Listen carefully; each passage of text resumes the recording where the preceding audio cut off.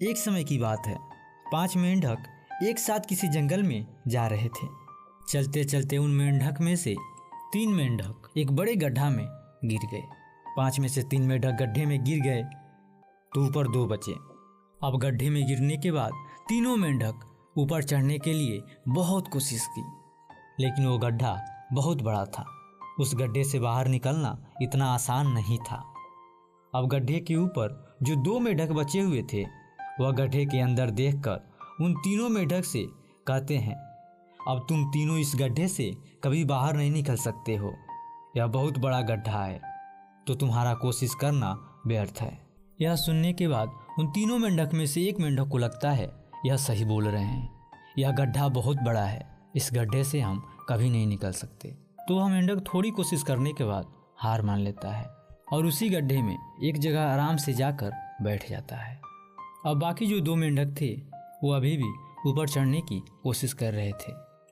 अब उन दोनों को देखकर ऊपर वाले मेंढक फिर से उन्हें यह कहते हैं कि तुम जो कोशिश कर रहे हो वह बेकार है, तुम इस गड्ढे से कभी बाहर नहीं निकल सकते हो और अब तुम्हें अपनी सारी जिंदगी इसी गड्ढे में गुजारनी पड़ेगी। अब यह सुनने के बाद जो 2 मेंढक कोशिश कर रहे थे ऊपर चढ़ने की, उनमें से एक मेंढक को यह लगता है कि यह सही बोल रहे हैं, अब हम इस गड्ढे से कभी बाहर नहीं निकल सकते हैं, और वह भी हार मानकर बैठ जाता है। लेकिन अभी भी उनमें से एक मेंढक ऊपर चढ़ने की कोशिश कर ही रहा था। ऊपर वाले 2 मेंढक उसे भी कहते हैं कि क्या तुम्हें सुनाई नहीं दे रहा है, उन दोनों ने हार मान लिया है और तुम अभी भी यह सोच रहे हो कि तुम इस बड़े गड्ढे से बाहर निकल सकते हो। वो ऊपर वाले दोनों मेंढक उसे बोल रहे हैं, लेकिन उनकी बातों का उस मेंढक पर कोई असर नहीं हुआ और वह मेंढक कोशिश करता रहा और कोशिश करते करते वह उस गड्ढे से बाहर निकल गया।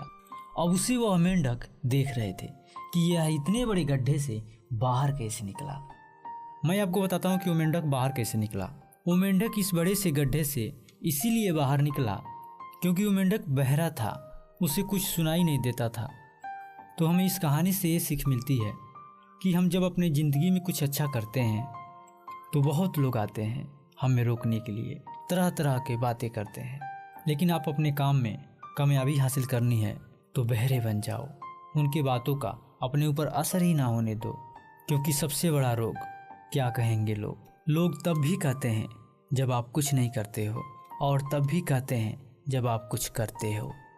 तो चाहे आप कुछ करो या ना करो, लोगों का तो काम है कहना, वो तो कहेंगे ही। इसलिए दोस्तों मैं हमेशा कहता हूँ और एक बार फिर से कहता हूँ कि ऊपर वाले के आशीर्वाद के साथ और अपनों के प्यार के साथ कर दिखाइए कुछ ऐसा कि दुनिया करना चाहे आपके जैसा।